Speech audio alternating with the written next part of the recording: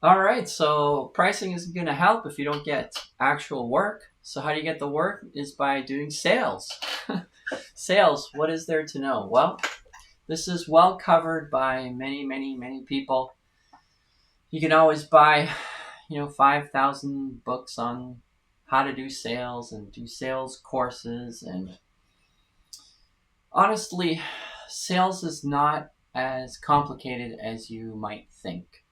I'm going to send you away after this lesson with basically just one piece of data that you should think with when you're doing sales. But sales is really a simple thing. It's more simple than you think. Um, but let me give you some basics to just cover what you should know to do with sales. When you're first starting in business, you want to go to the customer physically and talk with them. And you want to start by building rapport. So, what does that mean? You're not even doing sales when you first get there. You're saying hello. You talk about something that you might have a similar interest in. Hey, I like your car. I like your motorcycle. Oh, I like your garden. Oh, what kind of work do you do? Quickly. Don't spend too much time on it, but make a friend. That's where you start. Okay? And then you ask them questions about what they need, what problem they're trying to solve, and you describe the benefits of your services. So, how do you do that? Well, when it comes to pressure washing, okay, you're actually going to build a book like this, and you're going to physically show them what you can do. So, you're going to make one like this. It's laminated, has all the pictures of the before and afters. So, if it's a roof, you skip to the roof section, and you're going to have some pictures for that. So you just open it up to the roof, say, okay, well, here's an example. That's what your roof is going to look like. Oh, you need a driveway? Oh, you need rust removal? Oh, okay. Oh, see that spot? Well, that's what we can do with that spot. Oh, your stairs are going to look like that. Because it's very visual. There's no arguing with the final picture. It's either going to look good or it's not.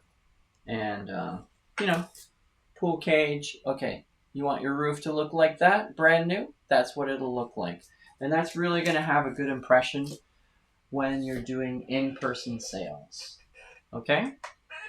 Now, once you start getting good at this stuff and you have a lot of work and you're doing the marketing like I'm telling you, you're going to get a lot of calls. So you're not going to have time to drive to everybody unless you hire someone that's a salesperson. So how do you get a close over the phone? Or can you get a close over the phone? You absolutely can.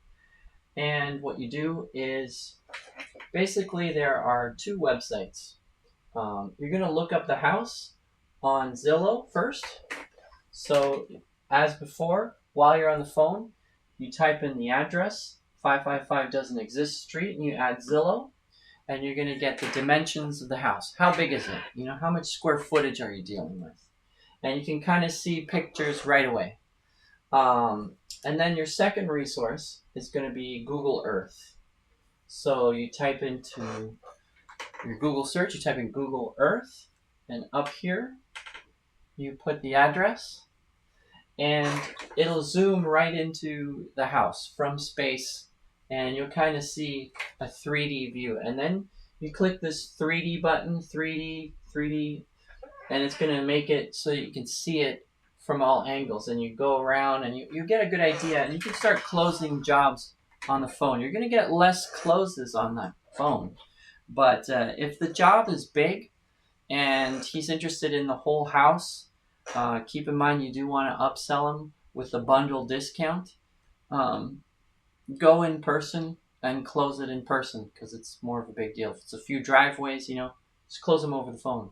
And don't forget that $250 minimum or $300 minimum, depending on where you're working.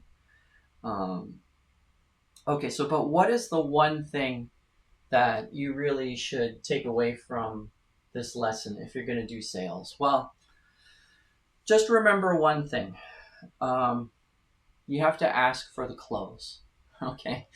There's going to be a couple of objections that will come up that are more common than others, like I have to ask my wife, or let me get back to you and get 2 more quotes. Those are common. So they're calling you. They know they need pressure washing done.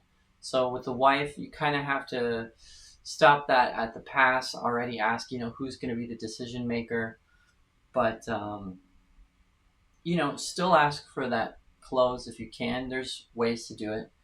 And then if they're like, well, I need 2 other quotes, please, when you're done, absolutely, shop around for the best price. But once you have the 2 quotes, give me the number and I'll beat them. Okay, that's what you tell them. That's how you handle that objection. As far as what to say when you're doing the close, and I just want you to remember, you can very easily, politely ask for that close. Getting the job, winning the job, and basically, getting that handshake so that it's all set and done and you didn't waste your time or their time. So let's cover that sales basic in the next lesson so that you're thinking with it and you can use it and you can win yourself some jobs. Okay? Good.